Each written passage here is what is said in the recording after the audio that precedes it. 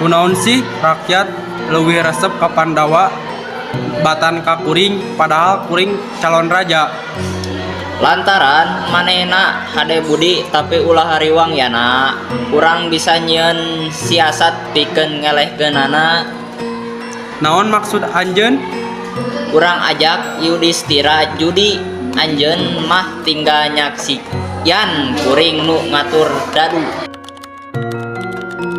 Akang Yudhistira, ulah percaya ka Kurawa. Eta mah sok jahat. Saneh soal percaya Bima, tapi undangan kudu ditampi urang kasatria. Kudu hati-hati Aki. Sang Kunima licik pisan. Ayo Yudhistira, tambahkeun deui taruhanna. Kuring naruhan kerajaan Indraprasta. Kalah deui. Hukum kerajaan Pandawa kudu dibuang ka leuweung salila 12 tahun ditambah satahun nyamuni. Kurawa urang moal poho di kateledilan. Sabar Bima, urang tetep kudu nurut aturan. Sanajan ese urang tetap kudu kompak.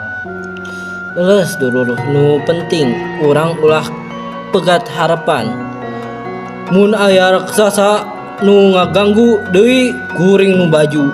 Kuring rek tampah heula hayang menang aji-ajian sangkan urang kuat nalika balik.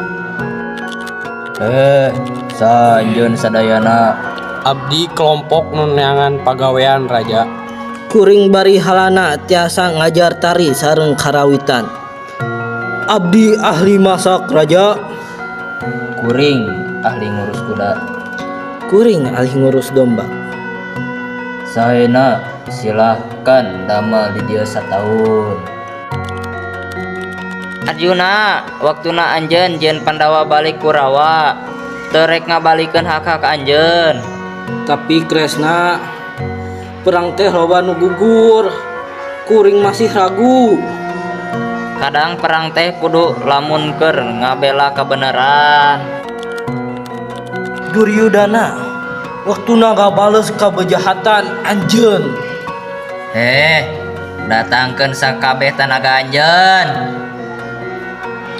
Anjeunna perang tanding Bima unggul. Sanajan urang menang loba pisan korban, hate kuring sedih. Urang bakal ngatur ngara sangka tentrem deui.